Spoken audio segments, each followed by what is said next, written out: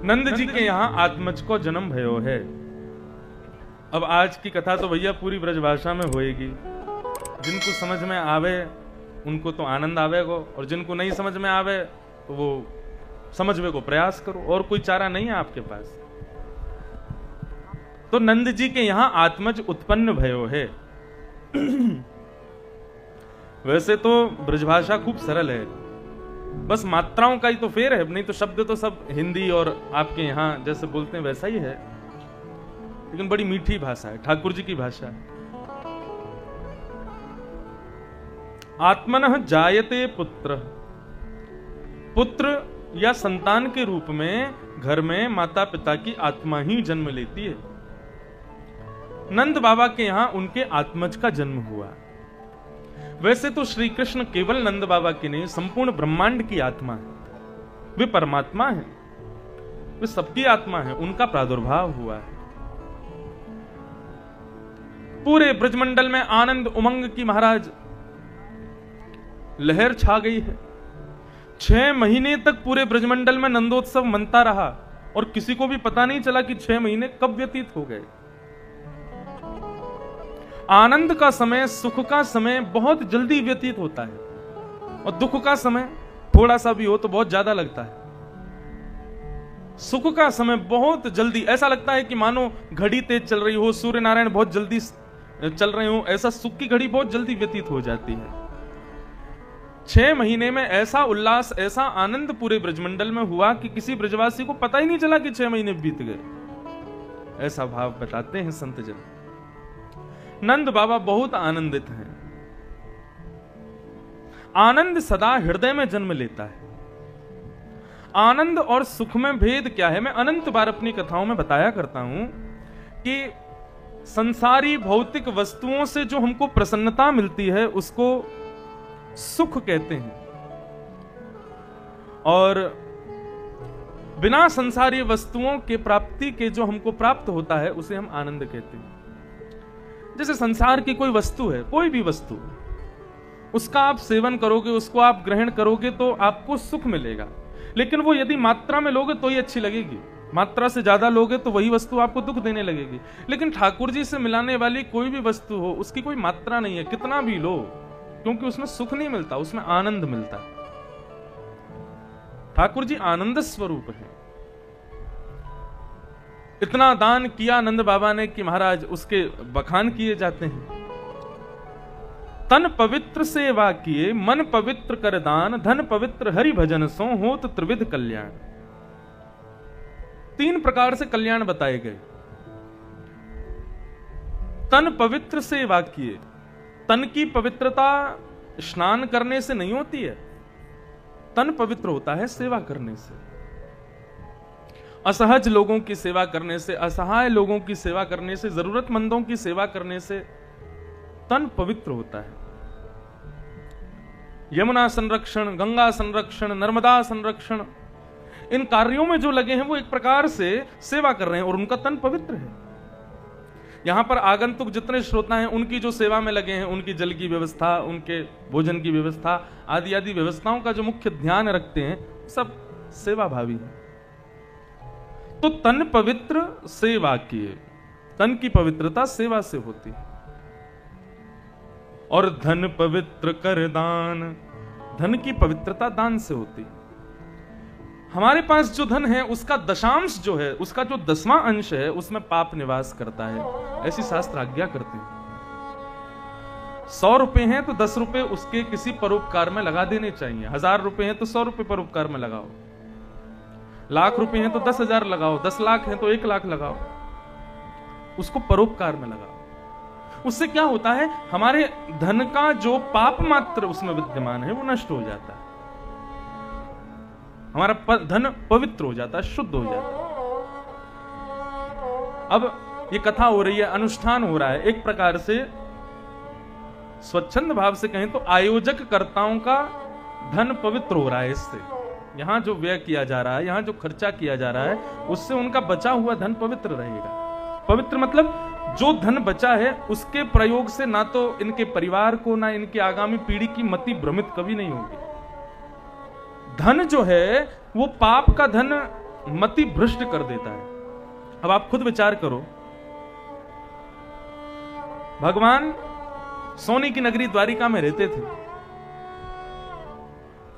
संपूर्ण यदुवंशी द्वारिका में रहते थे, लेकिन एक समय ऐसा आया कि उस अनंत धन का मद हो गया यदुवंशियों को, और भगवान के स्वयं के पुत्र संपूर्ण यदुवंश के विनाश का कारण बन गए।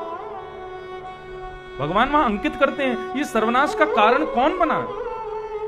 ये धन ही, अति का धन जो होता है ना, यही सर्वनाश का कारण बनता है। लेकिन यदि उस धन से परोपकार किए जाते रहें, कथा भागवत सत्संग यज्ञ आदि करते रहें, असहाय लोगों की सेवा करते रहें, ब्राह्मणों की सेवा करते रहें, संत गौओं की सेवा करते रहें, तो धन जो है धीरे धीरे पवित्र होता रहता है। एक प्रकार से ये क्या, ये फिल्टर है आपके धन को पवित्र करने का। नंद बाबा के यहां इतना धन है, और जब से ठाकुर जी का जन्म हुआ है तब से तो लक्ष्मी आकर के बैठ गई है उनके तहखानों में। नंद बाबा लुटाते लुटाते नहीं थक रहे हैं, और ब्रजवासी लूटते लूटते थकते जा रहे हैं। ब्रज की ऐसी स्थिति हो गई है, नंद बाबा अटारी पे चढ़ के लुटा रहे हैं और ब्रजवासी लूट रहे हैं, अपनी जेब में भर रहे हैं, अपने पॉकेट्स में भर रहे हैं, अपने अपने घरों में जा करके अपनी तिजोरियों में भर रहे हैं, लेकिन फिर भी नंद बाबा रुक नहीं रहे, लुटाते ही जा रहे हैं। ऐसी स्थिति हो गई कि लूटते लूटते ब्रजवासी थक गए, अब तो हम पे जगह ही नहीं बची, इतना लुटा दिया नंद बाबा ने। ऐसी स्थिति। तो धन पवित्र सेवा किए, तन पवित्र सेवा किए, धन पवित्र कर दान, मन पवित्र हरि भजन सो। मन की पवित्रता किसमें? हरि के भजन, हरि के सत्संग में, हरि के संकीर्तन में, इससे मन पवित्र हो जाता है। ब्रजवासियों का मन पवित्र हो रहा है क्योंकि सब गा रहे हैं, नंद घर आनंद भयो जय कन्हैया लाल की, हाथी दीने घोड़ा दीने और दीनी पालती। ये हाथी दीने घोड़ा दीने और दीनी पालती किसको दिए भैया हाथी घोड़ा पालकी? तो उसके विषय में एक सुंदर भाव बताया जाता है। एक ढाणी को आयो है नंद भवन में आज मांगवे के काजे। बहुत सुंदर भाव है, सब प्रेम से श्रवण करना। आप लोग यदि आप लोगों में से जो दूसरे दिन की रासलीला देखने यहां आए होंगे, मैं नहीं आ पाया था, दूसरे दिन की रासलीला में ढाणी का प्रसंग दिखाया गया था रात्रि में। तो ढाणी के जो होते हैं, ये जब किसी के घर में शुभ कार्य होता है, बालक जन्म लेता है, ब्याह शादी का माहौल होता है, तो ढाणी का आता है मांगने के लिए। नंद बाबा के ढाणी के जो हैं, उनको तो महाराज 80 साल हो गए, मांगने का अवसर ही नहीं मिला क्योंकि कोई बालक ही नहीं हुआ। 80 साल से प्रतीक्षा कर रहा था ढाणी का, कब मांगने जाऊंगा। अब जाकर के शुभ तिथि आई तो आज ढाणी का मांगने के लिए जा रहा है, पहली बार 80 साल बाद। बहुत सावधानी से सुनना कैसे जा रहा है। नंद बाबा जो भी आ रहे हैं सबकी सेवा कर रहे हैं। तभी नंद बाबा ने मुख्य द्वार पर देखा कि एक ढाणी को आयो है।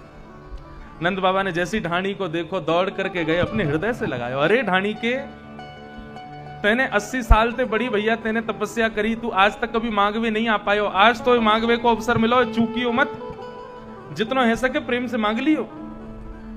तो ढाणी को आज पहली बार मांग रहे हो है, और कैसे मांग रहे हो? बहुत सुंदर भाव है।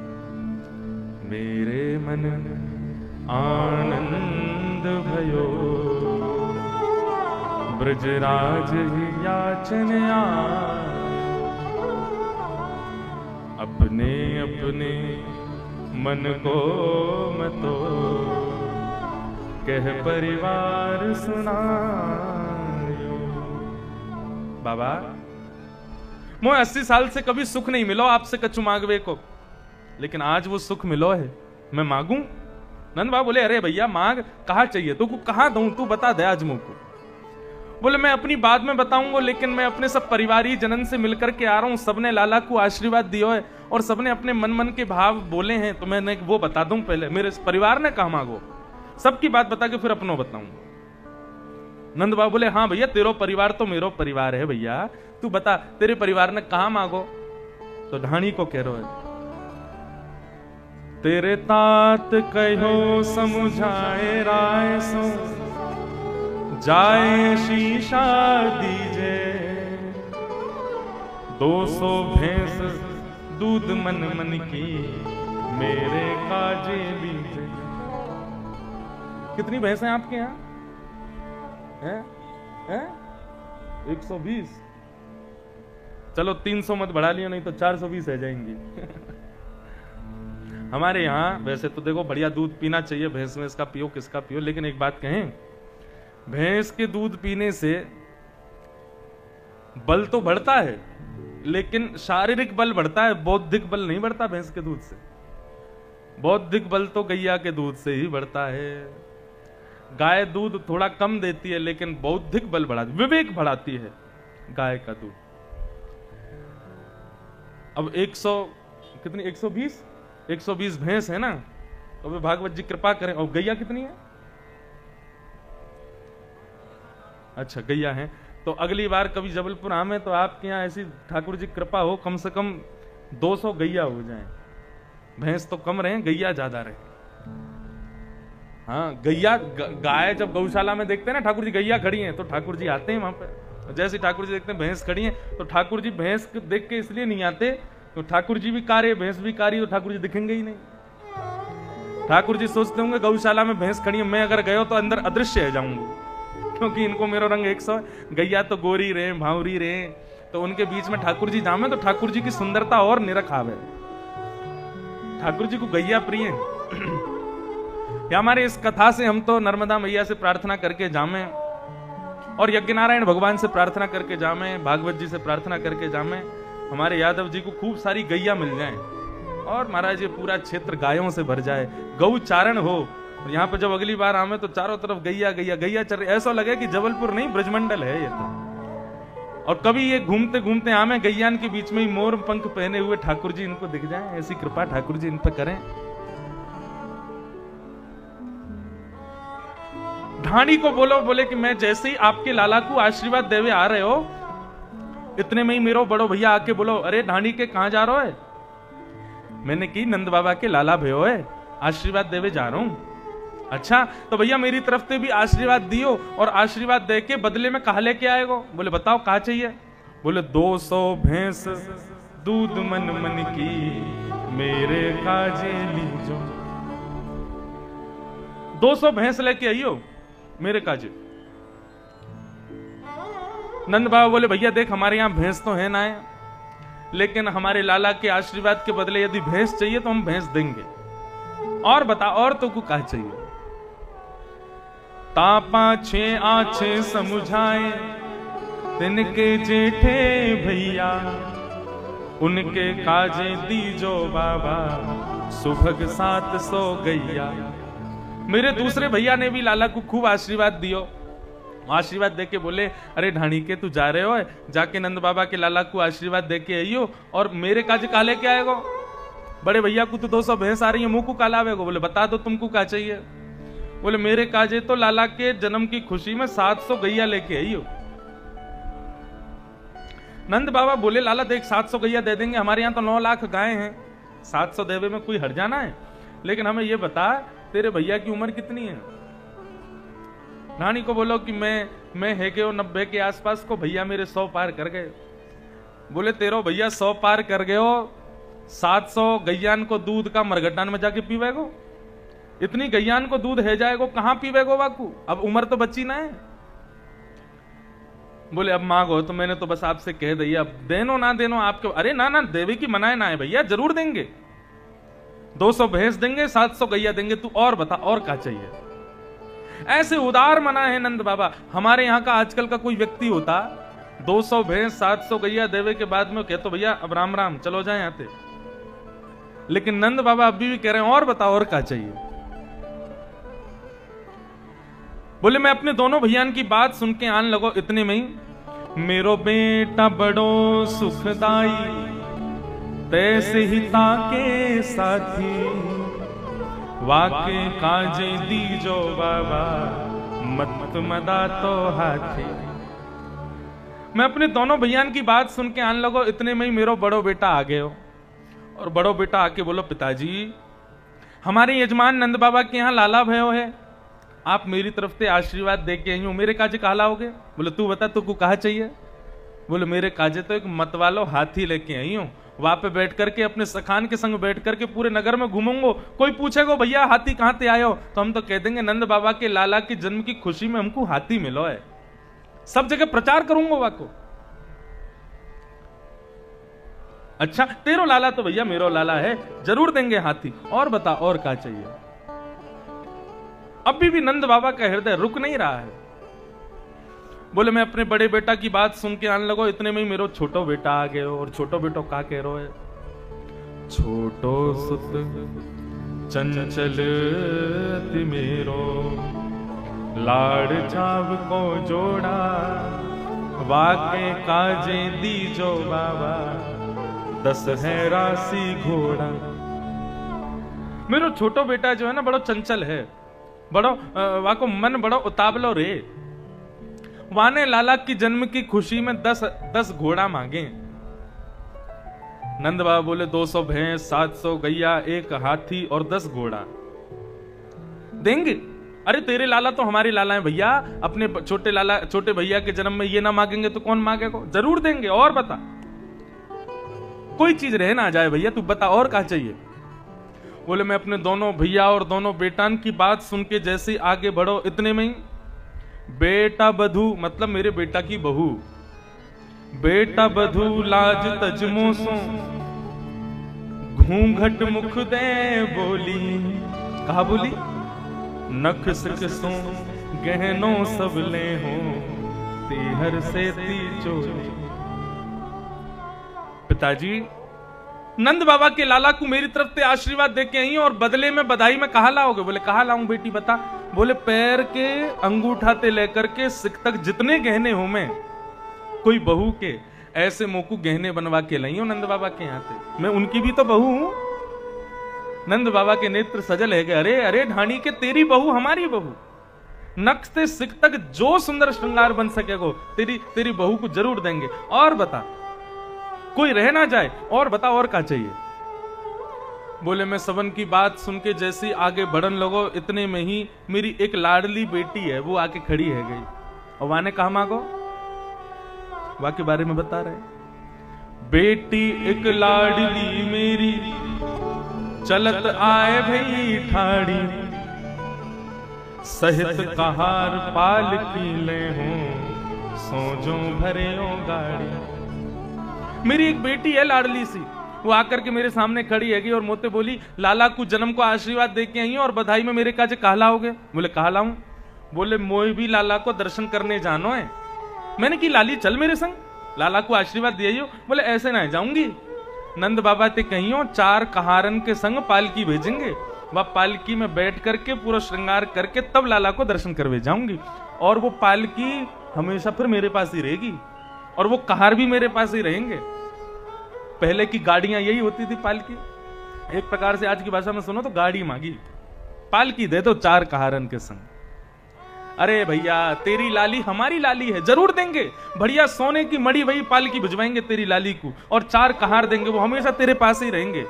लाली कहीं भी जावे वही पालकी में बैठ के जावे। और बता और क्या चाहिए? बोले मैं सबकी बात सुन के आने लगे हो, इतने में ही मेरी बूढ़ी अम्मा, मतलब मेरी बूढ़ी मैया। नंद बाबा बोले तेरी मैया अभी जीवित है? तू 80 साल को, तेरो भैया 100 साल को, तेरी मैया? बोले मैया 200 साल की है। बोले अभी तक जीवित है? बोले हम है। अब द्वापर में तो लोगों की उम्र बड़ी होती थी ना। कहा बोली तेरी अम्मा? बोले बाकी दांत ना है एक भी। बिना दांत की मेरी अम्मा आकर के मेरे सामने खड़ी है गई और कहा बोली माता कहो दही धरिया के, सुन बेटा मेरी सीख, ऐसो दान मांगियो नंद सो, हम बहुरे न मांगे भीख। मेरी मैया ने कही ऐसो दान लेके आइयो, ऐसो दान लेके आइयो कि जीवन में फिर कोई ते मांगनो ना पड़े। हमारी आगामी पुश्तें तक नंद बाबा के दिए गए दान सो खाती पलपती रहे, ऐसो दान मांग के आइयो। अरे भैया जरूर देंगे, जो तेने कहो सब कुछ देंगे और ज्यादा देंगे, लेकिन तू और बता कोई रह तो ना गयो घर में? धानी को बोलो, बोले ना सब है गए। बोले ना तेरी घरवारी रह गई है अभी। तेरी घरवाली ने कहा मांगो है, वाह के बारे में बता। ढाणी को बोला अब कोई बात ना, रहने दो, वाह की बात कहा सुनोगे आप। बोले ना ना ना, वाह की बात तो सबसे विशेष है। तू ढाणी को, वो ढाणी की, वाह को तो जरूर देंगे हम, बता कहा मांगो। और यशोदा मैया ने तो आकर के रोक दिया, बोले पहले ढाणी की आवेगी वही को देंगे हम।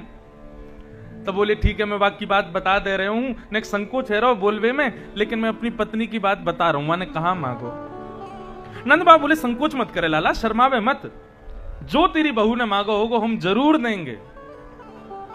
ढाणी को नीची नजर करके बोलो, तब बोली मेरी घरवाली, नीके नीके जइयो, थोड़ो दे बहुत कर मानो, लाज राख घर आइयो। मेरी घरवाली ने कहा बोलो। बोले मेरी घरवाली आई आकर के बोली, बहुत देर से सुन रही हूं, कोई 200 भैंस मांग रहा हो, कोई 700 गैया मांग रहा है, कोई हाथी मांग रहा हो, कोई घोड़ा मांग रहा है और कोई पालकी मांग रहा है। अरे नंद बाबा के यहाँ लाला भयो, कोई ऐसा थोड़ी है कि खदान में कोई करोड़न की संपत्ति मिल गई हो, इतना लूट रहे हो नंद बाबा है। नंद बाबा के यहाँ जाइयो और नंद बाबा यदि थोड़ा सा दे दे ना तो वाकू हृदय से लगा के, सिर से लगा के बहुत मानियो, हमारी लाज राख के घर आइयो। ये मेरी घरवाली ने कही। जैसे ही घरवाली की बात सुनी नंद बाबा तो खूब जोर से रोने लगे। यह सुने हंसे नंद ढाणी के, तेने अल्प मनोरथ कीने, जो कुछ कहो सुनो काहू सो, दूनो दूनो दे। नंद बाबा पहले तो खूब भावुक हो गए, लेकिन फिर हंस करके ढाणी के को हृदय से लगाया और हृदय से लगा करके अपने मुनीम को बुलाया। बोले इसने जो जो कहा सब दुगना दुगना करके देना। 200 भैंस नहीं 400 भैंस दो, 700 गैया नहीं 1400 गैया दो, 1 हाथी नहीं 2 हाथी दो, 10 घोड़ा नहीं 20 घोड़ा दो, 1 पालकी नहीं 2 पालकी भेजो, और जो कुछ भी इसने कहा है सब कुछ दुगना दुगना करके दो। जब नंद बाबा ने ढाणी के को हाथी दिए, घोड़ा दिए, पालकी दी, सब, तभी ब्रजवासी गाने लगे, हाथी दिने घोड़ा दिने और दीनी पालकी, हाथी दिने घोड़ा दिने और दीनी पालकी, हाथी दिने घोड़ा दिने और दीनी पालकी, हाथी दिने घोड़ा दिने और दीनी पालकी। नंद घरा नंद भयो जय कन्हैया लाल, नंद घरा नंद भयो जय कन्हैया लाल, नंद घरा नंद भयो जय कन्हैया लाल, घरा नंद भयो जय कन्हैया लाल की, जय कन्हैया लाल की, जय यशोदा लाल की, जय कन्हैया लाल की, जय यशोदा लाल की, जय कन्हैया लाल की, जय यशोदा लाल की, जय कन्हैया लाल की, जय यशोदा लाल की। नंद घरा नंद भयो जय कन्हैया लाल, नंद घरा नंद भयो जय कन्हैया लाल की, नंद घरा नंद भयो जय कन्हैया लाल, नंद घरा नंद भयो जय कन्हैया लाल की, नंद घरा नंद भयो जय कन्हैया लाल, नंद घरा नंद भयो जय कन्हैया लाल की, नंद घरा नंद भयो जय कन्हैया लाल की। अब तो महाराज पूरे ब्रजमंडल में उत्सव मनने लगा।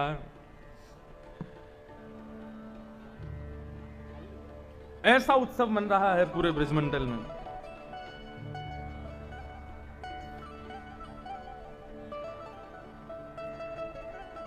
यहां कंस ने रात्रि में जब योग माया ने दर्शन देकर के कहा तेरे शत्रु ने तो ब्रजमंडल में जन्म ले लिया, तो कंस ने महाराज पूरी मीटिंग बुलाई और राक्षसों की मीटिंग बुला करके कहा कि भैया अब जाओ ब्रजमंडल पर आक्रमण करो, मेरे शत्रु को खोज के लाओ।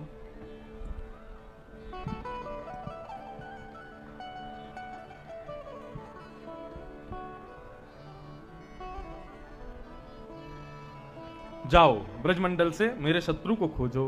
कौन जाएगा? सारे राक्षसों में सर्वश्रेष्ठ शक्तिशाली राक्षसी थी पूतना। पूतना ने कहा कि मैं जाऊंगी, मुझे ये कार्य सौंपा जाए। बहुत ध्यान से सुने सब माताएं बहनें, बिल्कुल एकाग्रचित्त होकर के सुने। पूतना ने कहा मैं जाऊंगी, मैं पता करके लाऊंगी कहां है कृष्ण।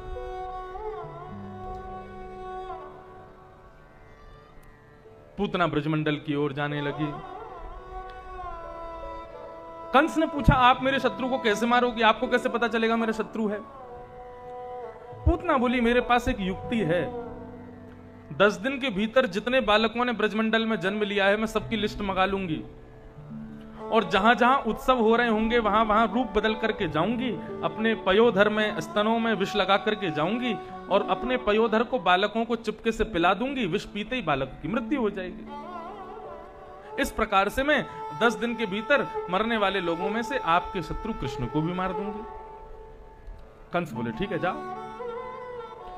पूतना सब जगह बालकों को मारती हुई जैसे ही गोकुल पहुंची, तो गोकुल में देखा कि अबीर गुलाल के बादल छा रहे हैं महाराज। इतना उत्सव मनाया जा रहा है, नाच रहे हैं, गा रहे हैं, कूद रहे हैं सब ब्रजवासी। पूतना समझ गई कि हो ना हो महाराज कंस के शत्रु का जन्म यही हुआ है। पूतना जैसे ही वहां पहुंची तो बंधुओं, पूतना का स्वरूप इतना सुंदर था, इतनी सुंदरी बनकर के गई थी पूतना, कि उसके रूप पर सब मोहित हो गए।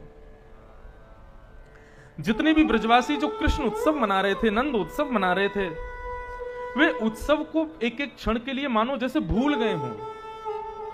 पूतना जैसी चाल चल रही है, पूतना जैसी अपनी कमर मटका रही है, पूतना जैसे नयन चला रही है, पूतना अपने सौंदर्य को जैसे बिखेर रही है, जो उसके अंग से जो सुगंधी प्रकट हो रही है, इन सबका अवलोकन करते हुए ब्रजवासी मानो उत्सव भूल रहे थे। कोई ब्रजवासी उत्सव आनंद मना रहा है, जैसे पीछे देखते थे पूतना की ओर, तो पूतना के रूप को देखते ही वो गाना भूल जाते थे, नाचना भूल जाते थे, उसी को देखते रहते। अरे राम, कितनी सुंदर, इतनी सुंदर बन के गई पूतना। मैं अपनी कथाओं में एक बात कहा करता हूं कि भगवान की कथा सुनने में, भगवान के सत्संग करने में, भगवत भजन करने में यदि कोई बाधा बने, बीच में कोई रुकावट बने, तो उसको पूतना ही समझना, वो पूतना ही है। आप कथा सुन रहे हैं और कथा के बीच में बार बार फोन आ रहा है, तो ये पूतना ही है, इसको पूतना ही मानो। कथा सुन रहे हो लेकिन कथा के बीच में बार बार कोई व्यक्ति आकर के आपको परेशान कर रहा है, कोई व्यक्ति आकर के आपके मन को मोह रहा है, आपके मन को वहां से कथा से हटा रहा है, तो वो कोई भी क्यों ना हो, उसको पूतना ही समझना उतनी देर जितनी देर कथा चल रही है। पूतना कौन है? पूतना है अविद्या, अज्ञान, अविद्या। अविद्या मानवों को ज्यादा आकर्षित करती है अपनी ओर।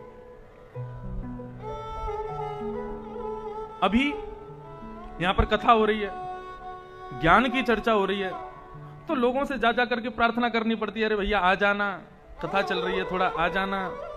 उसमें भी लोग पूछेंगे कितने बजे तक कथा होगी? बोले 8 बजे तक होगी। हाँ, 8 से 8:15 हुए तो हम चले जाएंगे, हमको घर जाना होता है, काम करने होते हैं, बहुत सारा कुछ बनाना पड़ता है ना, घर का सब देखना पड़ता है। और लेकिन तभी कोई बोलते कि हाँ वहां आ जाना, क्या हो रहा है? बोले नाटक होगा रात में, चुटकुल्ले सुनाए जाएंगे, कभी सम्मेलन होगा या नाट्य होगा या कुछ और होगा। इस प्रकार से सांसारिक भौतिक वस्तु का यदि कार्यक्रम हो, मनोरंजन का कार्यक्रम हो, तो अरे कोई बात नहीं, रोटी तो रोज ही बनती है, आज नहीं बनेगी तो क्या हो जाएगा, काम तो घर के सब रोज ही होते हैं, आज नहीं होगा तो क्या होगा। लेकिन कथा में सब याद आते हैं, नहीं नहीं नहीं, हमारे घर का नियम है, इतने बजे रोटी करनी, इतना ये इतना वो।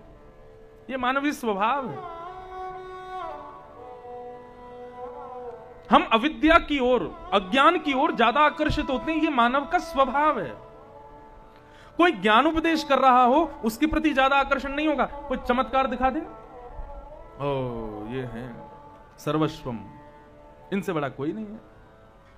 हाथ घुमावे, हाथ में से महाराज कुछ निकाल दे फल वल, तो ऐसे जादूगरों की तो सभा में लाखों लोगों की भीड़ हो जाती है। लेकिन कोई ज्ञान की चर्चा करे, कोई सत्संग की चर्चा करे, अत्यंत गूढ़ कथा करे, बहुत बड़े बड़े विद्वान जो अच्छी कथाएं करते हैं, अच्छे अच्छे विद्वान जो सरल भाषा का भी प्रयोग नहीं करते, गूढ़ बातें बताते हैं, उनकी कथाओं में ज्यादा लोग नहीं रहते। क्यों? समझ नहीं आती महाराज जी क्या बोल जाते हैं, बहुत कठिन बोलते हैं। लेकिन जो सहजता में चुटकुल्ले ही सुना रहा हो, नाच गाना करा रहा हो कथा में, एक के बाद एक चुटकुल्ला, एक के बाद एक भजन गाना, उसकी में लाखों लोग पहुंच जाते हैं। क्यों? मनोरंजन का विषय बनाते। हमारा अविद्या की ओर आकर्षण होता ही है। ऐसा जरूरी नहीं, ऐसा हमारी कथा में भी खूब भीड़ होती है, लेकिन उसका मतलब ये नहीं कि यहां सब अविद्या को ही लेने आते हैं। कई जगह लोग आ जाते हैं आकर्षण के कारण, कई जगह लोग आ जाते हैं अपने विवेक के कारण, लेकिन मुख्य रूप से लोगों का अतिशय आकर्षण अज्ञान की ओर होता है। और वो अज्ञान ही, वो अविद्या ही पूतना है। पूतना से बचो। अब तो पूतना जैसे जैसे चाल चलती जाए सारे ब्रजवासी उसी पर मोहित हो रहे हैं। क्या चाल, क्या ढाल। कई ब्रजवासियों ने तो यूं तक सोच लिया अगर ये कुंवारी भई तो यही तो ब्याह कर लेंगे, इतनी सुंदर लग रही है। ठाकुर जी मनी मन सोच रहे रुक जाओ अभी आपको वास्तविक रूप दिखाऊंगा, मारे मारे भगोगे। पूतना की रूप माधुरी को देख करके सब मोहित हो गए। जैसे ही नंद भवन में नंदालय में प्रवेश किया पूतना ने, गोदी में लेकर के बैठी थी यशोदा मैया लाला को, और जैसे ही पूतना आई यशोदा मैया के सामने, तो बंधु ऐसा भाव बताते हैं कि श्री यशोदा मैया भी पूतना पर मोहित हो गए और मनी मन कहने लगी, हे विधाता, तेने या तो मेरो लाला कछु साल पहले भेज दियो हो तो, या ये गोपी कछु साल बाद जन्म ले लेती तो या ते अपने लाला को ब्याह करा देती। इतनी सुंदर। अब ये तो ब्याही ठियाई सी लग रही है, लेकिन यहां से पूछूं अगर या की कोई लाली भाई, या की कोई छोरी भाई, तो अपने लाला को ब्याह अभी पक्को कर दूंगी। ये इतनी सुंदर है तो या की बेटी कितनी सुंदर होगी। पूतना ने जैसी आई आकर के प्रणाम करी, राम राम बहन जी। यशोदा मैया बोली, अरे बहन कहां से आई हो? बोले मैं पास के गांव से आई हूं, मिश्रानी हूं। मिश्रा जी तो दर्शन करके गए कल, मैंने सोची मैं क्यों पीछे रहूं, कभी घर से निकसू ना हूं बाहर। हाँ यशोदा बोली, तभी मैंने कभी देखा नहीं तुमको। बोले मैं निकलूं ना हूं, मैं घर में ही रहूं, मेरी सासू मां बड़ी कट्टर है, मुझको निकलन ना दे। अच्छा ये बताओ बहन तुम्हारी कोई लाली है कि ना है? पूतना बोली, अभी तो कोई नहीं है। बोले जब है जाए ना लाली, सबसे पहले संदेश मेरे पास भिजवाई हूं, मैं देखने आऊंगी। मनी मन मानो यशोदा मैया कह रही हूं लाली होएगी तो सुंदर भाई तो अपने लाला को ब्याह कर दूंगी। इतने में कुछ गोपियां आई, आकर के बोली, हे यशोदा मैया, बाहर बहुत सारी गोपियां आपकी प्रतीक्षा कर रही हैं, एक बाहर चलो। यशोदा मैया बोली, कैसे जाऊं, लाला तो अभी सो रहा हो मेरी गोद में, उठ जाएगा। पूतना बोली, लाओ मोकू दे दो, मैं लाला को संभाल लूंगी, आप बाहर जाके न मिले आओ लोगन पे। अब मानवीय स्वभाव होता है कि मानव रूप पर बहुत जल्दी आकर्षित होता है, और आकर्षित ही नहीं, कोई यदि रूपवान हो तो हम उस पर बहुत जल्दी विश्वास कर लेते हैं। कोई रूपवान व्यक्ति घर पर आ जाए तो उसके रूप को देख करके हमको बहुत जल्दी विश्वास हो जाता है कि ये अच्छा होगा, इसका मन निर्मल होगा, ये अच्छा विश्वास का पात्र होगा। यही गलती करते हैं हम। ठाकुर जी की लीला से एक चीज सीखना बंधुओं, भगवान कभी रूप पर, पहनावे पर कभी मोहित नहीं होते। यदि ठाकुर जी रूप पर मोहित होते, पहनावे पर मोहित होते, तो हम लोगों पर कभी कृपा कर ही नहीं पाते ठाकुर जी। पूतना चरित्र के बाद एक पद सुनाऊंगा, उसमें यह भाव वर्णन होगा। ठाकुर जी को रूप प्रिय नहीं है। तो पूतना पर मोहित हो गई और विश्वास भी हो गया, बोले अच्छे घर की है, सुंदर है, तो लाला को इसको देने में कोई हर्जा नहीं है। पूतना की गोद में यशोदा मैया ने ठाकुर जी को दे दिया। जैसे ही पूतना ने गोद में लिया, तो जिस पूतना के रूप पर सब मोहित हो रहे थे, उस पूतना की गोद में जाते ही 7 दिन के कन्हैया ने अपने छोटे छोटे हाथों से अपने नेत्र बंद कर लिए, ऐसे हाथ रख लिए। छोटा बालक कभी हाथ रख लेता, ऐसे ठाकुर जी ने अपनी आंखें मूंद ली, मानो संसार को यह बताया हो कि संसार सुंदरता पर मोहित हो सकता है, लेकिन मैं ईश्वर हूं, परमात्मा हूं, मैं सौंदर्य मुख का नहीं देखता, तो सौंदर्य हृदय का देखता हूं। रूप की सुंदरता पर मैं मोहित नहीं होता, मुझे हृदय पवित्र चाहिए, हृदय निर्मल चाहिए, हृदय की सुंदरता चाहिए। अरे ये वो कृष्ण हैं जो भालू की बेटी जामवती से ब्याह कर लेते हैं, केवल हृदय पवित्र होने के कारण।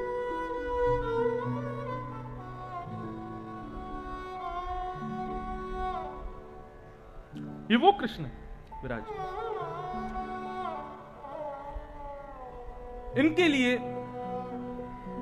रूप गुण ये विशेष महत्व नहीं रखते हैं। पूतना की गोद में जाते ठाकुर जी ने अपने नेत्र बंद कर लिए। नेत्र बंद किए, इसके पीछे अनेक भाव बताए जाते हैं, क्यों बंद किए। कोई कहता है कि ठाकुर जी ने नेत्र इसलिए बंद किए, शंकर जी का स्मरण कर रहे थे। कि हे भोलेनाथ आप आकर के संपूर्ण विष का पान कर लो, हम दुग्ध का पान करेंगे। कोई कहते हैं कि ठाकुर जी ने नेत्र इसलिए बंद किए कि ठाकुर जी के नेत्रों में सूर्य चंद्र का निवास है, और सूर्य चंद्र ठाकुर जी की रक्षा करते हैं। भगवान 7 दिन के हैं, अति कोमल हैं, अति सुंदर हैं। सूर्य चंद्र ने मन में विचार किया, अरे पूतना, जिनकी रूप माधुरी को देख करके सब मोहित हो जाते हैं, तू उनको मारने के लिए चली आई है। ऐसी ऐसी कुरूपणी पूतना को हम देखना नहीं चाहते, इसलिए नेत्र बंद कर दिए। और तीसरा और जो श्रेष्ठ भाव मुझे लगता है वो ये है कि ठाकुर जी ने नेत्र इसलिए बंद किए कि मन में विचार कर रहे हैं, पूतना को मैंने राक्षसी बनाया, पूतना को मैंने कुरूपणी बनाया, पूतना को मैंने असुंदर बनाया, लेकिन ये मेरे सामने जैसी मैंने बनाई वैसी बनकर के नहीं आई है, रूप बदल करके आई है। जैसा रूप, जैसा स्वभाव, जैसा गुण ठाकुर जी ने पूतना को प्रदान किया, उन सबको छोड़ करके एक आवरण अपने मुख पर चढ़ा करके आई है। ठाकुर जी बोले इसलिए मैं इसको नहीं देखूंगा। इस बात से समझिएगा, ठाकुर जी ने जैसा मानव को बनाया है वैसा ही मानव को ठाकुर जी के सन्मुख जाना चाहिए। मेरा अभिप्राय श्रृंगार से नहीं है, मेरा अभिप्राय रूप के सौंदर्य से नहीं है। मेरा अभिप्राय है कि आपका चित्त, आपका हृदय, आपका स्वभाव जैसा ठाकुर जी ने बनाया है, सबके सामने भले ही उसको बदल के रखो, लेकिन ठाकुर जी के सन्मुख जाकर के प्रत्यक्ष जैसे तुम हो वैसे प्रस्तुत करो खुद को। अब मां का बेटा है, बेटा चाहे काला है, गोरा है, मोटा है, पतला है, कैसा भी है, लेकिन मां को वो वैसा ही प्रिय है जैसा है कि नहीं? कई माताओं के बालक, मैंने एक दिन कथा में कहा था, वो स्पेशल चाइल्ड होते हैं कई माताओं के यहाँ, वो थोड़े विक्षिप्त होते हैं बालक, रूप से थोड़े से अलग होते हैं, बुद्धि से थोड़े से अलग होते हैं, लेकिन मां के लिए वो उतने ही प्रिय हैं जितने साधारण बालक प्रिय होते हैं। ठीक वैसे ही ठाकुर जी की हम सब संतान हैं, हम चाहे जैसे भी हैं ठाकुर जी को अच्छे लगते हैं। वो बात अलग है कि हमारे भीतर अवगुण हैं, उन अवगुणों को सत्संग के माध्यम से, सत्संग, संतों के संग के माध्यम से हम उन अवगुणों को दूर करें, उसको करनी ही चाहिए, लेकिन फिर भी हम जैसे हैं वैसे ठाकुर जी के सामने जाएं। श्याम सुंदर सदा हमको प्यारे रहें, हम उन्हीं के रहें, वो हमारे श्याम सुंदर सदा हमको प्यारे रहे, हम उन्हीं के रहे, वो हमारे रहे। श्याम सुंदर सदा हमको प्यारे रहे, हम उन्हीं के रहे, वो हमारे। श्याम सुंदर सदा हमको प्यारे रहे, हम उन्हीं के रहे, वो गाइए सब हमारे रहे। ओ हम उन्हीं के रहे, वो हमारे। हम उन्हीं के रहे, वो हमारे रहे।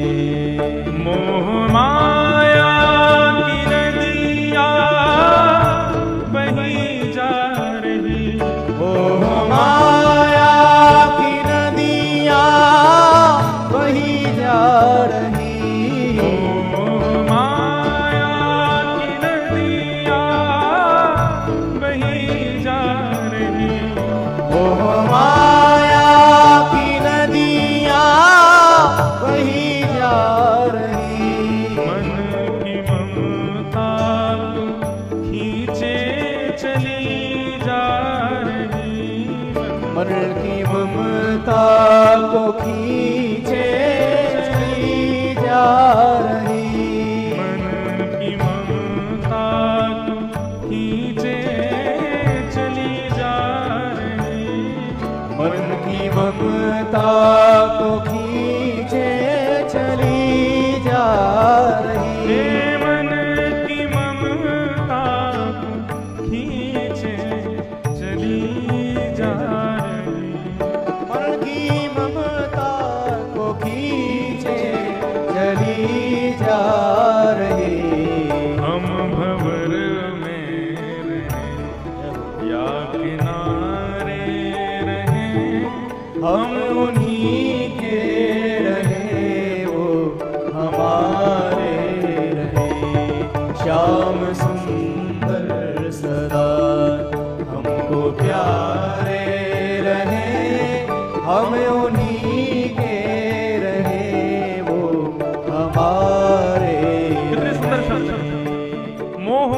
की नदियां बही जा रही, मन की ममता को खींचे चली जा रही। माया रोज अपनी ओर खींचती है हमको। कई लोग माया में फंस जाते हैं, कई बच जाते हैं। लेकिन हे ठाकुर जी, हम चाहे माया के भंवर में रहें, चाहे किनारे रहें, लेकिन आप हमको कभी छोड़ना मत। हम सदा आपके ही रहें प्रभु, बस यही एक मन की इच्छा है। ओ हम उन्हीं के रहे हो हमारे, हम उन्हीं के रहे हो हमारे। राधा रमण लाल की जय हो।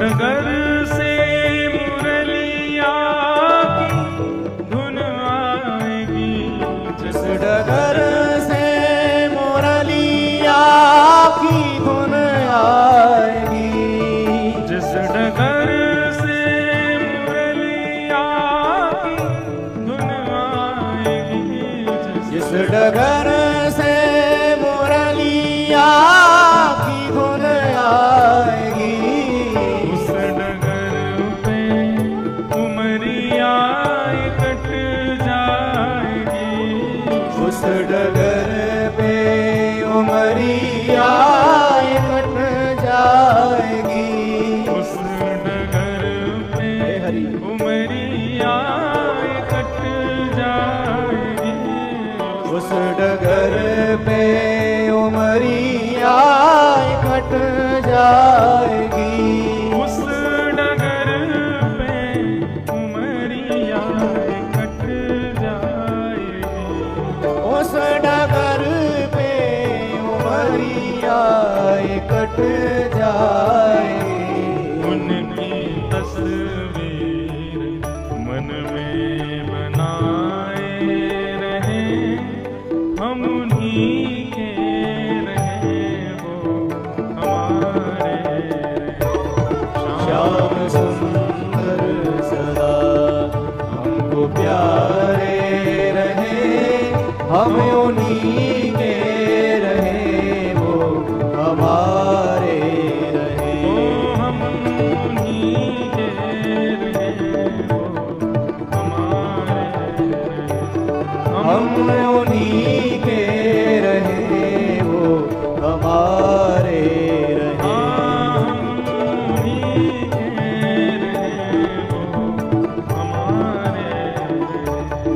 हम उन्हीं के रहे वो हमारे। तो हम जैसे हैं ठाकुर जी को प्रिय हैं, अपने रूप पर आवरण चढ़ा करके ठाकुर जी के सन्मुख मत जाओ। यदि आवरण के जैसे अब मैं हूं तो मैं इंद्रेश ही। अब चाहे कोई गुरु जी कहे, कोई महाराज जी कहे, कोई कुछ भी कहे, अगर मैं ये गुरु जी का आवरण, व्यासपीठ का आवरण, महाराज जी का आवरण चढ़ा करके ठाकुर जी का दर्शन करने जाऊंगा तो मैं भी पूतना ही हूं। समझ रहे हैं बात को? हम जब संसार में आते हैं, ठाकुर जी के पास से आते हैं, उस समय कैसे रहते हैं? शुद्धोषि मुक्तोषि निरंजनोषि संसार मायाम परिवर्जितोषि संसार मायाम परित्यज्य निद्राम मदालसा वाक्य उवाच वालम। हम कैसे होते हैं उस समय? शुद्ध मुक्त, बिल्कुल संसार में किसी से कोई बैर नहीं, किसी से कोई निंदा नहीं, किसी से कोई स्नेह नहीं। ठीक वैसे ही बनकर के ठाकुर जी के सन्मुख जाओ, स्वच्छंद, निर्विकार, निरीह। यदि संसार का आवरण चढ़ा करके ठाकुर जी के सन्मुख जाओगे तो हजारों लोग राधा रमण जी का दर्शन करते हैं, लेकिन श्रेष्ठ वही है जिसको हजारों में राधा रमण जी देख ले। हजारों दर्शन करते हैं लेकिन राधा रमण जी किसी को नहीं देखते। क्यों नहीं देखते? सब पूतना बन के जाते हैं। पूतना चरित्र से यही सीखना है कि ठाकुर जी के नेत्र हमको देख के बंद ना हो जाए, कम से कम इतने दृष्ट तो मत बनो। सब राक्षसों को भगवान ने देखा, पूतना को नहीं देखा। क्यों? क्योंकि रूप बदल करके गई।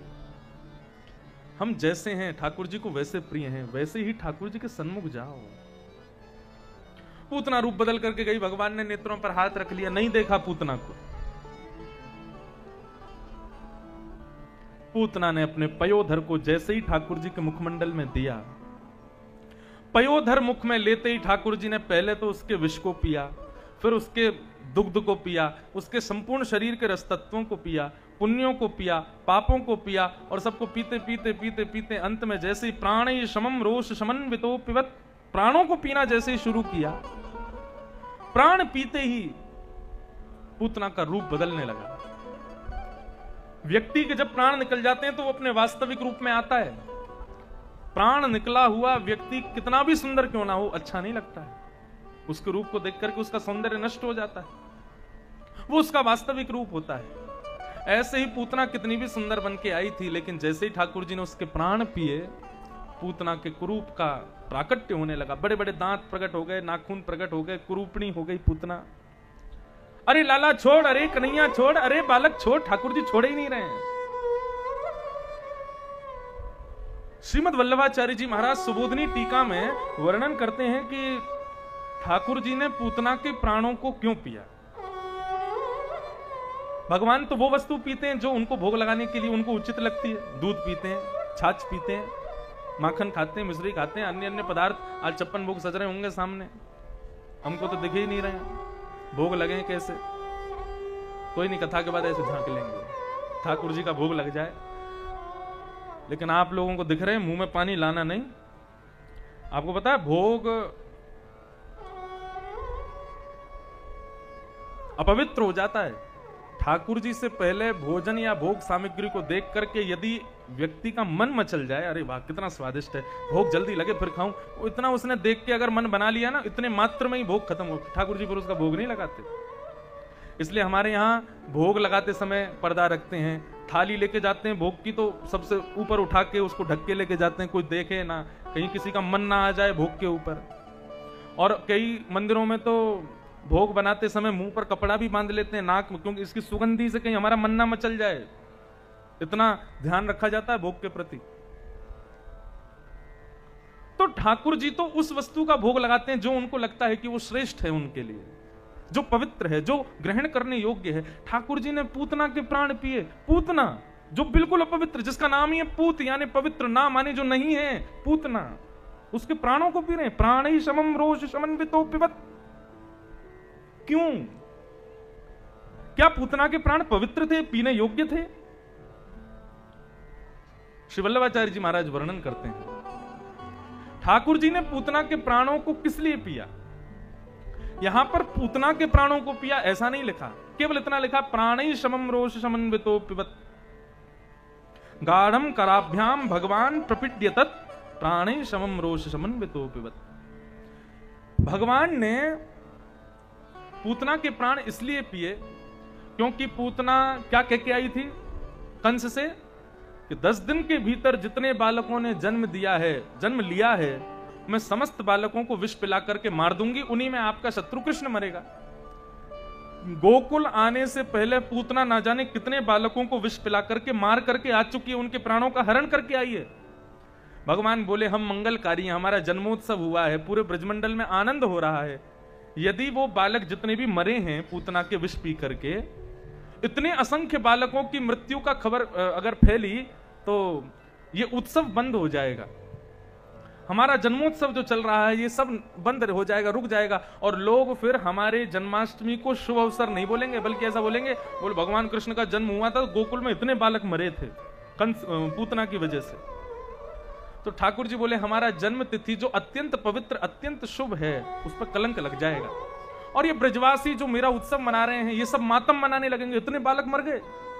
तो ठाकुर जी ने पूतना के स्तनों से दुग्ध आदि पीने के बाद उन बालकों के प्राणों को पी करके, जितने बालकों को पूतना ने मारा, उनके प्राणों को निकाल करके उन समस्त बालकों को जीवित किया। ऐसा श्री वल्लभाचार्य जी महाराज वर्णन करते हैं। सब बालकों को जीवित किया।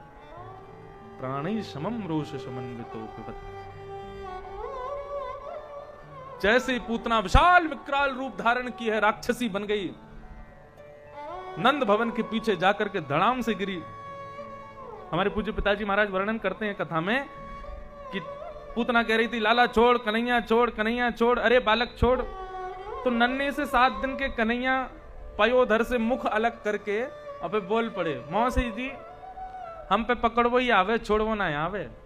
और एक बार जाकू पकड़ ले ना, चाहे वो राक्षस हो चाहे भक्त हो, फिर तो वाकू ठिकाने लगा के ही छोड़े। जैसे ही पूतना ने सुना 7 दिन का बालक बोल रहा है, उसी बात से उसका हर्ट फेल हो गया। 7 दिन का बालक बोल रहा है और उसकी मृत्यु हो गई। सारे ब्रजवासी दौड़े दौड़े गए। कुछ बेचारे बटुक ब्रजवासी, काले धोरे ब्रजवासियों का तो दिल टूट गया, क्योंकि पूतना पे मन आ गया था उनका।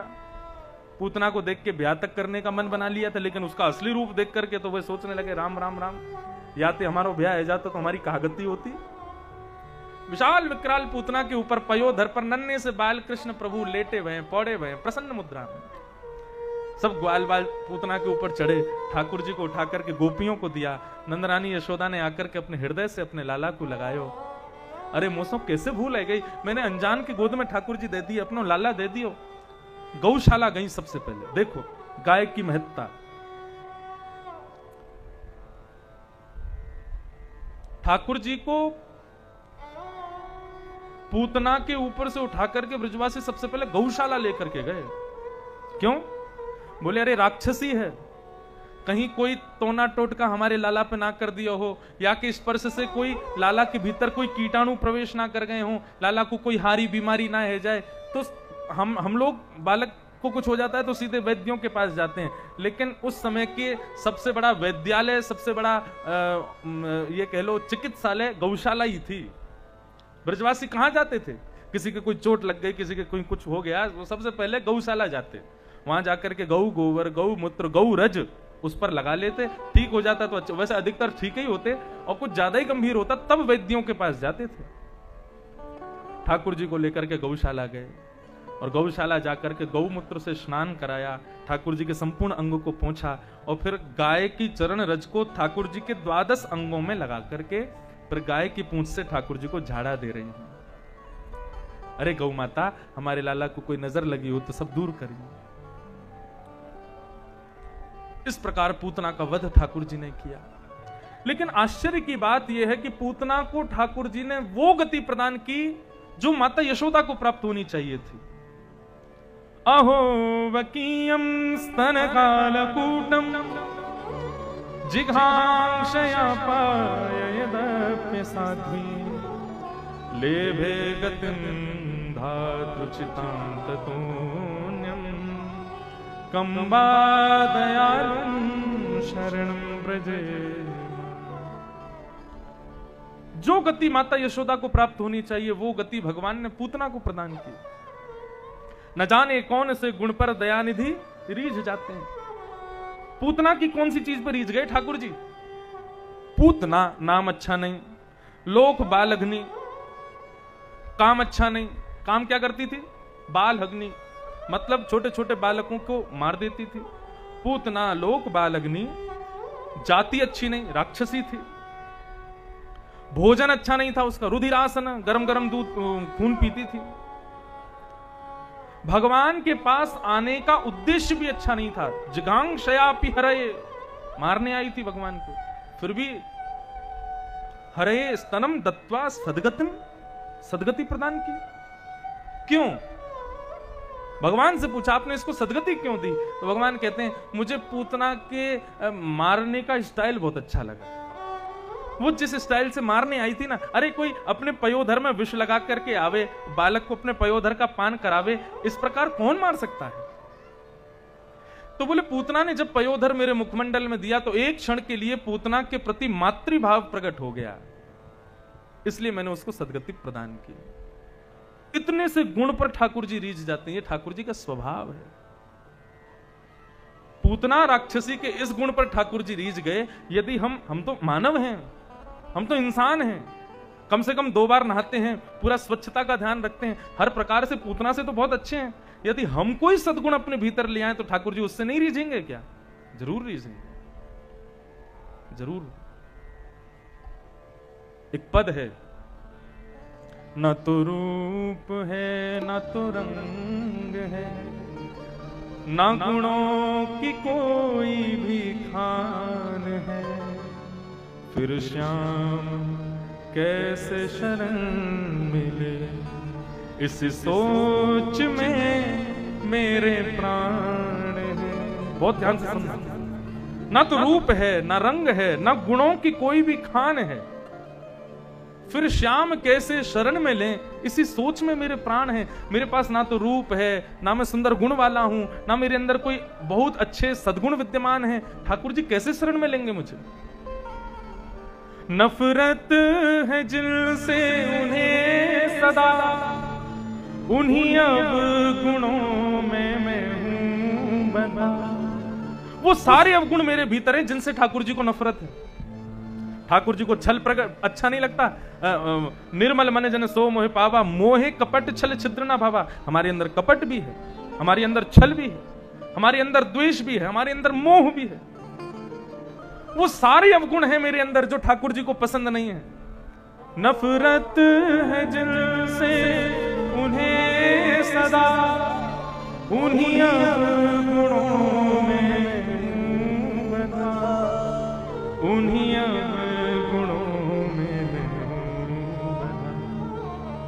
है कुटिलता कपट भी है, छल भी है और अभिमान है, फिर श्याम कैसे शरण मिले, इस सोच में मेरे प्राण है। ना तो रूप है, ना तो रंग है। फिर अंतिम पंक्ति जो है इसकी वो बड़ी सुंदर है। कैसे कृपा करेंगे ठाकुर जी? एक आसरा है तो है, क्यों करेंगे मुझ पे कृपा नहीं। एक आसरा है तो है यही, क्यों करेंगे मुझ पे कृपा नहीं। एक आसरा है तो है यही, क्यों करेंगे मुझ पे कृपा नहीं, क्यों करेंगे मुझ पे कृपा। क्यों करेंगे ठाकुर जी कृपा? एक दीनता कहूं बिंदु में, मेरे अंदर भले ही सारे अवगुण हों, लेकिन कम से कम एक दीनता तो है, मैं दीन तो हूं। एक दीनता कहूं बिंदु में, वो कृपालुता के निधान है, फिर श्याम कैसे शरण मिले, इस सोच में मेरे प्राण है। ना तो रूप है, ना तो रंग है। ठाकुर जी को कुछ प्रिय नहीं है, केवल और केवल निर्मल भक्ति हो। प्रियते मलया भक्त्या हरिरन्यत विडंबनम। निर्मल भक्ति हृदय में हो, बस ठाकुर जी को वो प्रिय। मैंने एक दिन और कथा में कहा था, चतुराई चटुकारिता ठाकुर जी को प्रिय नहीं है। जो अपने आप को बहुत बुद्धिमान समझते हैं, बहुत चतुर समझते हैं, सावधान रहना, सब मिलेगा आपको जीवन में, लेकिन ठाकुर जी कभी नहीं मिलेंगे। चतुरों को, बुद्धिमानों को नहीं मिलते। जो सीधा है, जो सरल। अब चतुर मतलब क्या होता है? बुद्धि है, ज्ञान है, उस ज्ञान का अति प्रदर्शन, यही तो चतुराई है। अरे अपने आप को कुछ छुपा करके भी रखो। जरूरी नहीं है हर जगह अपने गुणों का बखान करो, हर जगह अपने गुणों को प्रकट करो। उन गुणों को छुपा करके भी रखो। कोई विद्वान है लेकिन उसके आचार विचार चलन चाल से पता ही ना चले कि ये विद्वान है, छुपा रहे। ऐसे ठाकुर जी को ज्यादा प्रिय हैं। विद्वान है लेकिन उस विद्वत्ता को सबके सामने प्रदर्शन कर देते हैं, सबके सामने दिखा देते हैं। ठाकुर जी को वो प्रिय नहीं। सूरदास जी महाराज, उनके अंदर एक गुण था, उनसे कोई कुछ भी पूछता था तो वो बिल्कुल सत्य बता देते थे। यहां तक स्थिति थी कि उनके गांव के लोग आकर के पूछते थे हमारी गैया खो गई, तो सूरदास जी बता देते थे वहां उस गांव के उस क्षेत्र में और पेड़ के नीचे तुम्हारी गैया मिल जाएगी, जाओ ले लो। भीड़ लगती थी सूरदास जी के घर के बाहर पूछने वालों की कि हमारे बारे में कुछ बताओ। सूरदास जी के पिताजी ने सूरदास जी से कहा कि सूरदास तुम्हारे पास इतना बढ़िया गुण है, तुम सबको जो बताते हो सत्य होता है, इससे धन क्यों नहीं कमाते? हमारे घर का व्यापार हो जाएगा, घर की थोड़ी वृद्धि होगी। सूरदास जी कितनी सुंदर बात कहते हैं, बोले ठाकुर जी के द्वारा दिया गया एक उपकार है, एक गुण है मेरे पास, मैं इससे धन नहीं कमा सकता। और सदा सर्वदा के लिए अपने इस गुण को छुपा करके रखा सूरदास जी ने। ठाकुर जी मिले, अरे नित्य पद सुनने आते थे सूरदास जी के, नित्य पद सुनने आते थे। ऐसी लीला ठाकुर जी की। सूरदास जी रोज पद गाते थे, दिखता तो था नहीं आंखों से, अपनी कुटिया में बैठ करके गाते थे। तो ठाकुर जी जैसे ही शाम को राजभोग आरती के बाद ठाकुर जी के दर्शन बंद होते हैं हमारे ब्रजमंडल में, 12 बजे 11 साढ़े 11 बजे के बाद फिर 4 बजे खुलता है मंदिर। इसमें ठाकुर जी सोते नहीं, ऐसा भाव रखते हैं कि ठाकुर जी अब ग्वाल वालों के संग खेलने चले गए, गैया चराने गए, शाम को जब आएंगे तब उनकी आरती करेंगे। तो ठाकुर जी जब वो मंदिर बंद होता था तो खिड़की में से होकर के जाते और सूरदास जी की कुटिया में एक कोने में चुपचाप बैठ जाते और सूरदास जी पद गाते, ठाकुर जी सुनते। अब एक दिन ठाकुर जी जैसे ही जा रहे थे चुपके चुपके, तो खिड़की में जैसे ही चढ़ने लगे तो पीछे से किसी ने पकड़ लिया। ठाकुर जी बोले ये कौन आया? पीछे देखा तो किशोरी जी राधा रानी खड़ी थी। कहां जा रहे हो अकेले अकेले? ठाकुर जी बोले अब मैं जा रहा हूं, एक भक्त पे कृपा करवे जा रहा हूं, राधा रानी वाली मैं भी चलूंगी साथ में। अब ठाकुर जी बोले अब आप कहां जाओगी, श्रम है जाएगा, आप यहीं रहो विराजो। किशोरी जी बोली यदि मुझको लेके नहीं गए तो गुसाई जी से आपकी शिकायत कर दूंगी कि आप दोपहर में बाहर जाते हो घूमने और कहां कहां घूम घाम के आते हो, सब गुसाई जी पता कर लेंगे, सब जगह आना जाना बंद। ठाकुर जी बोले गुसाई जी से मत कहीं हो। राधा रानी बोली तो लेके चलो मुझको। अच्छा चलो। किशोरी जी को अपने संग लेकर के गए। बोले अब आप बस एक चीज रखना, शांत रहे ना, किसी से कुछ कहना नहीं। बोले नहीं कहूंगी लेकिन लेके चलो। ठाकुर जी अपने संग किशोरी जी को लेके सूरदास जी की कुटिया में आ गए। चुपचाप धीरे धीरे धीरे दोनों एक कोने में जाके बैठ गए। सूरदास जी अपने आसन पर बैठ करके अपने एक तारा लेकर के, करताल लेकर के कीर्तन करने लगे, पद गाने लगे। एक कोने में बैठे बैठे श्याम सुंदर और किशोरी जी दोनों के नेत्रों से अश्रुपात हो रहे। ऐसा मधुर भाव सूरदास जी का। पद आदि गाने के बाद में किशोरी जी और श्याम सुंदर दोनों भावावेश में प्रवेश कर गए। इतने में सूरदास जी ने अपनी लाठी उठाई और लाठी उठा करके उठ करके आगे कुटिया से बाहर जाने लगे कहीं की ओर। तो किशोरी जी पीछे पीछे जाने लगी। ठाकुर जी बोले पीछे नहीं जाना, मैं इसीलिए नहीं ला रहा था आपको क्योंकि आप कृपालु हो, आप दयालु हो, आप 2 मिनट में दया करती हो। अब सूरदास जी को रहने दो। अरे बाबा बेचारे दिखता नहीं है, अकेले कहीं जा रहे हैं, गिर जाएंगे, मैं थोड़ा राह दिखा दूं। ठाकुर जी बोले यही नहीं करना है, क्योंकि बाबा ने यदि पकड़ लियो तो फिर जान नहीं देगा, और यदि आने ना जान दियो तो फिर मंदिर में कौन दर्शन करेगा। या हमारे अभी कुछ नहीं करना, हम इसीलिए आपको नहीं ला रहे थे, ये मत करो। किशोरी जी बोले अच्छा ठीक है, बाबा को पकड़ेंगे नहीं, पीछे पीछे थोड़ी दूर तक चलते ना, हमारा मन ना कर रहा बाबा को छोड़वे को। ठाकुर जी बोले चलो। अब किशोरी जी ठाकुर जी हाथ पकड़ के पीछे चल रहे, सूरदास जी आगे आगे चल रहे। तभी आगे एक भयंकर गड्ढा और सूरदास जी उसी की ओर जा रहे थे। किशोरी जी बोली देखो श्याम सुंदर आगे गड्ढा है, यदि हमने सूरदास जी को नहीं रोको तो सूरदास जी गिर जाएंगे। ठाकुर जी बोले गिरन दो, लेकिन आप आगे नहीं जाओगे। और इतने में सूरदास जी गड्ढा में गिर गए। अब तो किशोरी जी रो में बोले आप बहुत निर्दयी हो, आप बहुत निष्ठुर हो। देखो सूरदास जी गिर गए, आपने उनकी रक्षा भी नहीं करी, इनकी रक्षा करो, इनको बाहर निकालो, नहीं तो मैं मंदिर नहीं जाऊंगी आपके संग। ठाकुर जी बोले इसीलिए नहीं लाता था आपको संग में, लेकिन आज सब बिगाड़ दिया आपने। किशोरी जी बोली बस इनको बाहर निकाल दो गड्ढा से, फिर हम चल देंगे। ठाकुर जी बोले ठीक है। गड्ढा के ऊपर से नीचे झांकने लगे। बाबा, अब तो बाबा शब्द सुनते ही सूरदास जी महाराज बोले ये कोई साधारण स्वर नहीं है, ये साधारण किसी व्यक्ति का आवाज नहीं है जो बाबा कह के पुकार रहे हैं, जरूर कोई दैव पुरुष है। नेत्रहीन व्यक्तियों के पास में भगवान कई सारे विशेष गुण देकर के नेत्रहीन व्यक्तियों को भेजते हैं।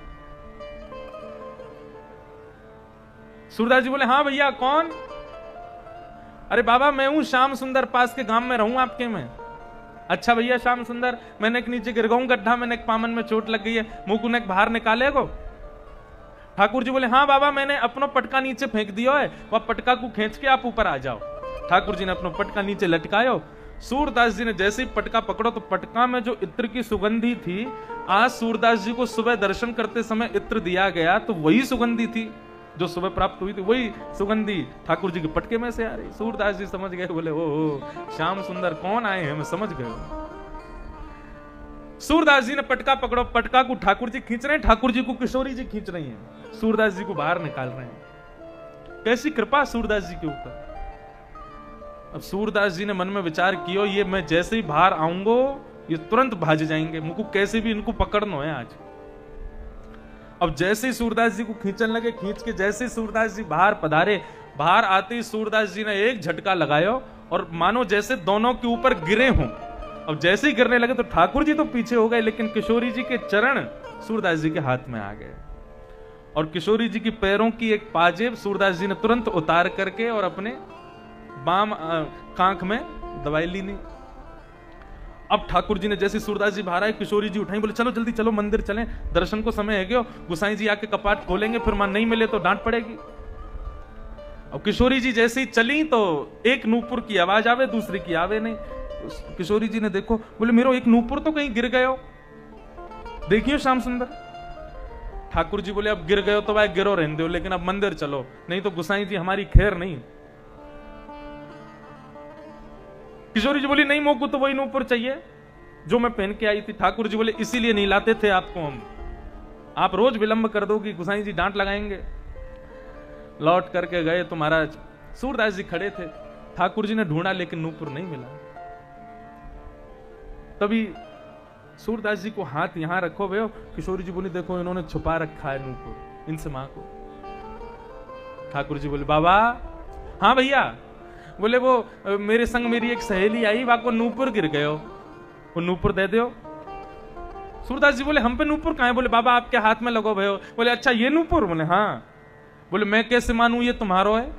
अरे बाबा अभी अभी तो हम आए, आपकी रक्षा करके गए, नीचे तो निकाल के लाए और यहीं पर नूपुर गिर गए, आपने उठा लियो, हमारा ही नूपुर है।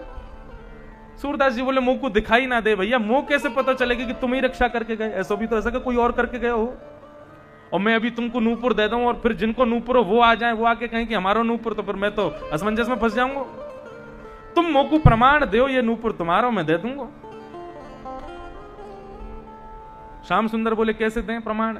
बोले एक नूपुर तुम्हारे पास होएगा, एक नूपुर मेरे पास है, अपने दूसरे नूपुर की पहचान करा दो तो मैं ये नूपुर दे दूंगा। किशोरी जी बोली क्या करना पड़ेगा? सूरदास जी नीचे बैठ गए, बोले मेरे यहाँ गोदी में अपना वो दूसरा पाम रख दो जहां मैं नूपुर पहन रखो है, तो मैं वाकू अपने हाथन से देख लूंगा, जब मुंह को लगेगी कि हाँ आपको है तो मैं पहना दूंगा। किशोरी जी आगे जाने लगी, ठाकुर जी बोले आगे मत जाइयो, बाबा पकड़ लेगो, ऐसा पकड़ेगो फिर छोड़ेगो नहीं। किशोरी जी बोली तुम रहने दो मैं तो जाऊंगी। अब किशोरी जी जैसी आगे बढ़ी, अपना पाम रखो बाबा के गोदी में, तो ठाकुर सूरदास जी ने अपने हाथ से देखो, बोले हाँ नूपुर तो आपको, ये लाओ दूसरा चरण दो मैं पहना दूं। जैसे ही दूसरे चरण में नूपुर पहनायो, किशोरी जी पीछे हट बेकू भाई, इतने में ही सूरदास जी ने अपने अंक में किशोरी जी के चरण पकड़ लिए। अरे बाबा छोड़, अरे बाबा छोड़। बोले आज ना है छोड़ूंगो, इतने साल में पकड़ में आयो, अब तो आपको कृपा करनी पड़ेगी मेरे ऊपर। ठाकुर जी हटा में, किशोरी जी पीछे हटे, लेकिन सूरदास जी ने दोनों पकड़ लिए। बोले आज मोकू नेत्र प्रदान करो, मोकू दर्शन दो, तभी आते जान दूंगा, नहीं तो नहीं जान दूंगा।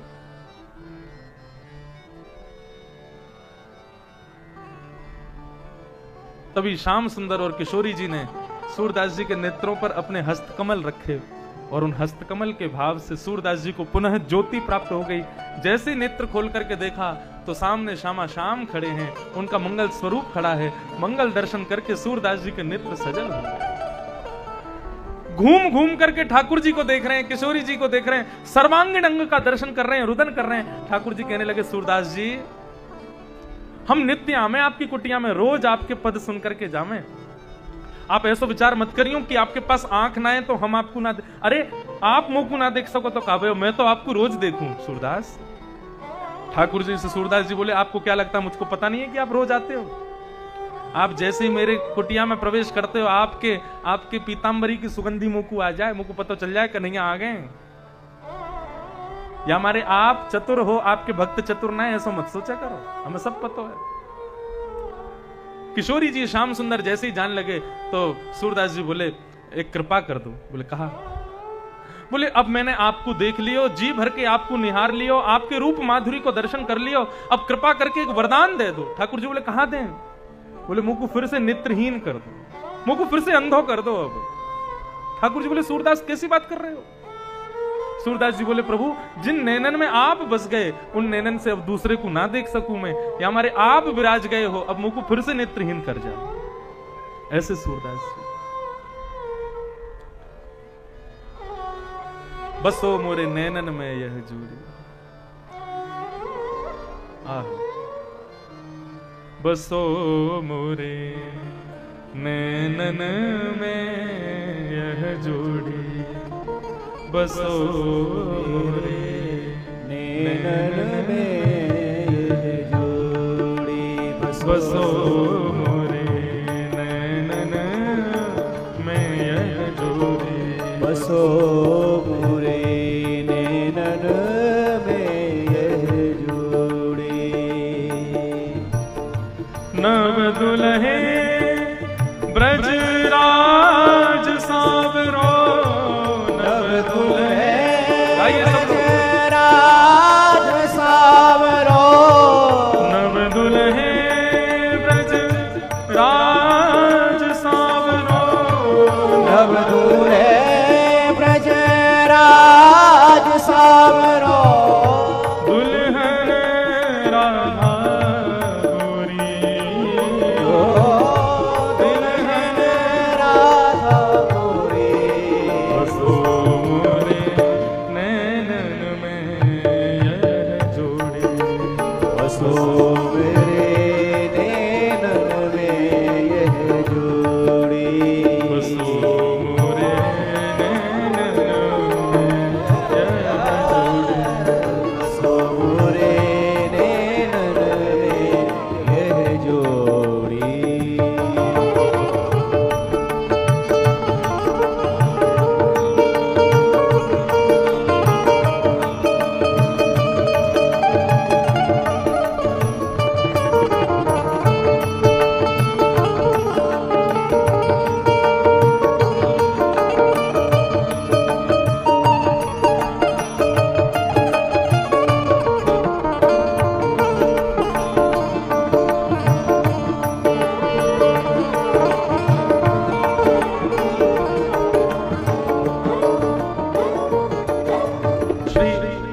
हितरिवंश महाप्रभु कहते हैं कि ठाकुर जी ने हमको दो नेत्र क्यों प्रदान किए? देख तो हम एक आंख से भी सकते थे, यदि हमारी एक आंख होती तो क्या उससे दिखाई नहीं देता? उससे भी देख लेते। एक आंख बना देते बीच में, बस यहाँ पे उसी से देख लेते पूरी दुनिया को। भगवान ने दो आंख क्यों दी हमको? हितरिवंश महाप्रभु कहते हैं ठाकुर जी ने दो आंख इसलिए प्रदान की कि जब तुम वृंदावन जाओ और श्याम सुंदर का मंदिर में दर्शन करो तो एक आंख में श्याम सुंदर को बिठाना, दूसरी आंख में किशोरी जी को बिठाना, इसलिए ठाकुर जी ने दो नेत्र प्रदान किए।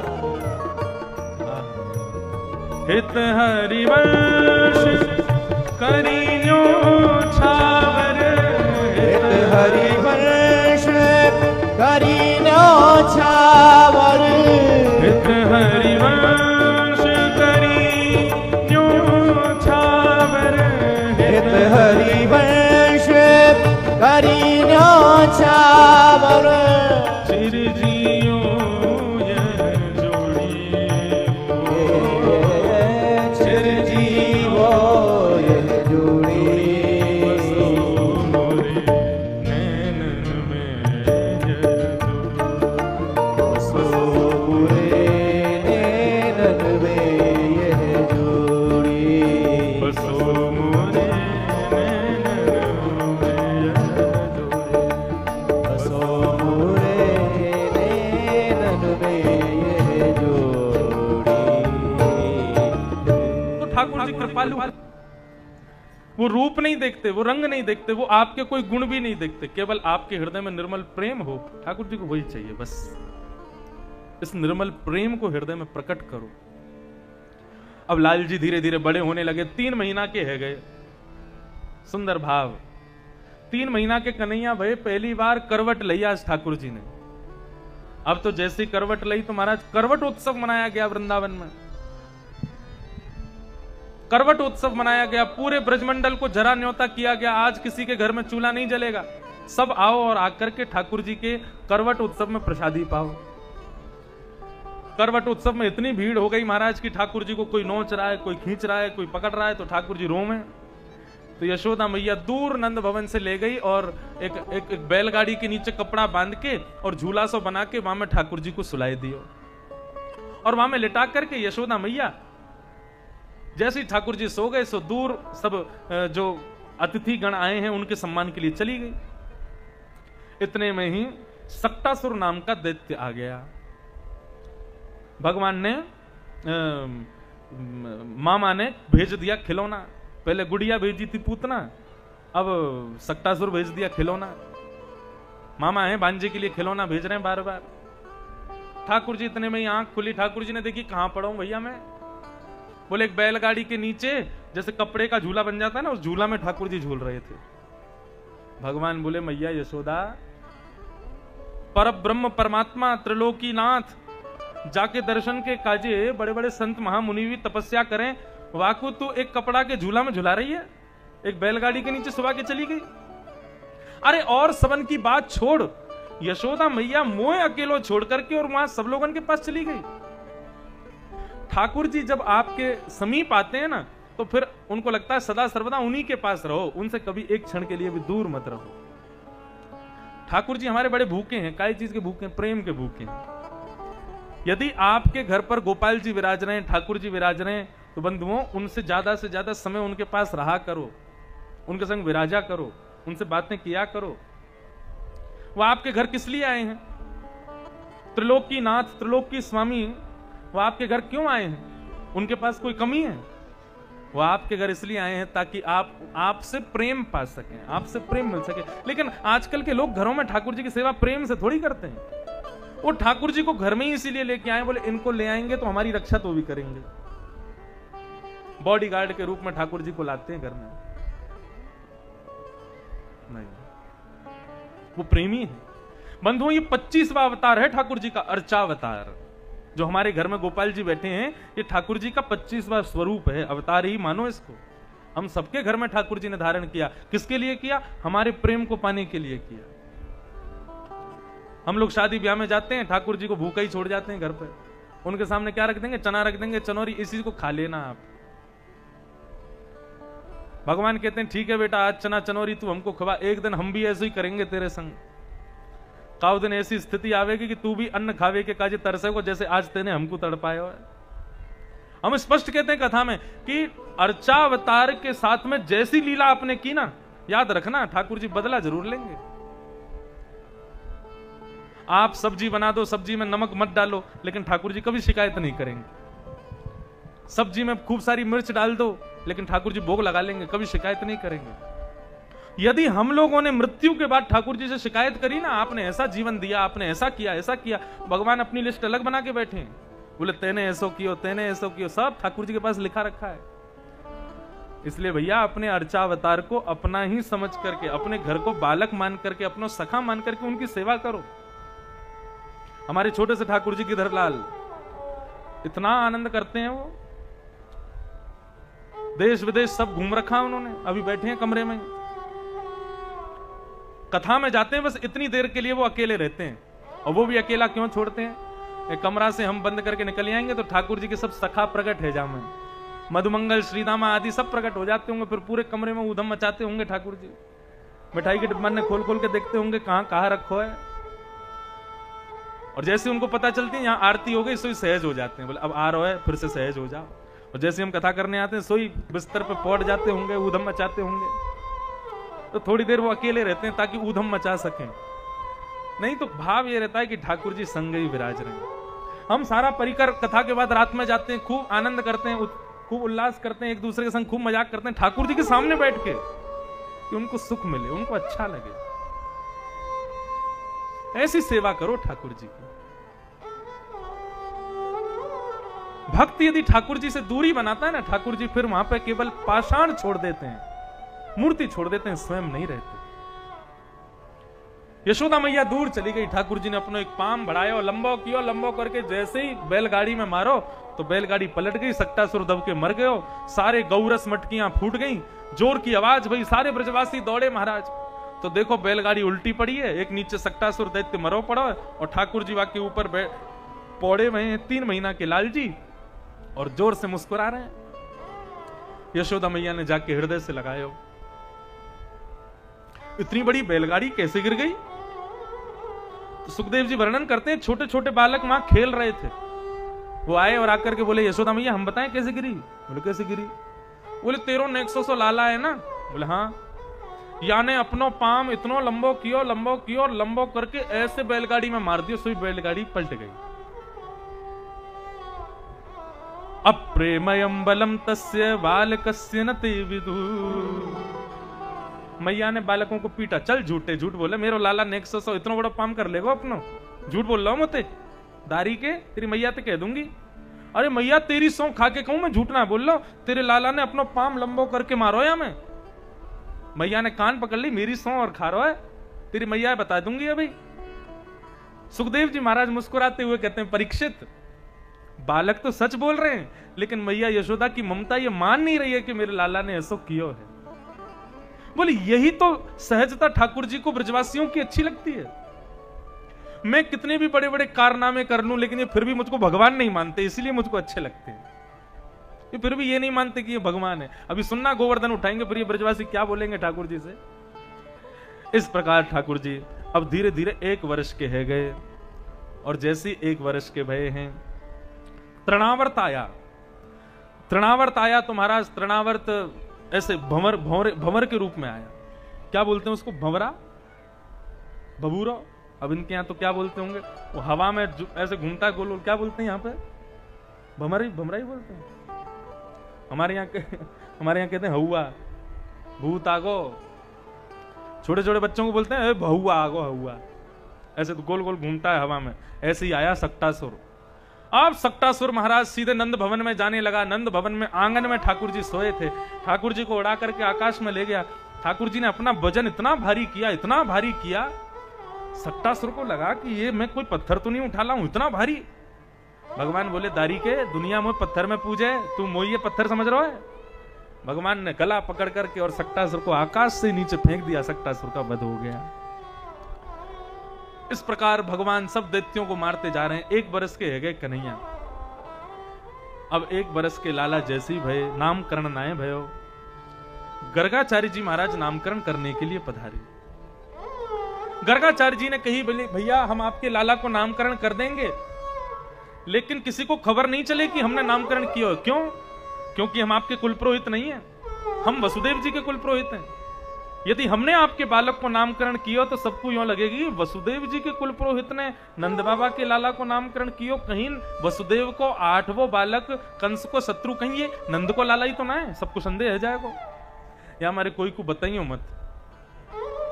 और श्री वसुदेव जी महाराज ने ठाकुर जी का नामकरण किया। सबसे पहले तो बलराम जी का नामकरण किया। अयम ही रोहिणी पुत्रो रमयन सुहृदो गुणै आख्यास्यते रामिति वलादित्या बलम। अयम ही रोहिणी, ये यशोदा मैया आपकी गोद में जो बालक है ना, ये आपका नहीं है, ये रोहिणी का बेटा बलराम। यशोदा मैया बोली बिल्कुल सच कही आपने, ये बलराम है, ये रोहिणी को लाला है। मैया ये अपने परिवार के प्रति बहुत सुहृद भाव रखेगा, राम के स्वभाव जैसा होगा, इसलिए मैं इसका नाम राम रखता हूं, लेकिन बल की अधिकता होने के कारण सब इसको बलराम बुलाएंगे। आहा, बलराम नाम पड़ा बड़े भैया का। और भी कई नाम बताए, बोले शंकरषण भी नाम होगा, आदि आदि नाम होंगे। फिर रोहिणी की गोद में बैठे थे बालकृष्ण प्रभु।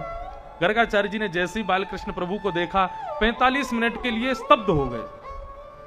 ना आंखें पलक झपक रही हैं, ना मुख से शब्द निकल रहा है, ना श्वास चल रही है, मतलब मानो जैसे कोई मूर्ति बैठी हो, ऐसे गर्गाचार्य जी हो गए ठाकुर जी को देखते ही। यशोदा मैया बोली बाबा पधार गए का बाबा? गर्गाचार्य जी बोले नहीं मां।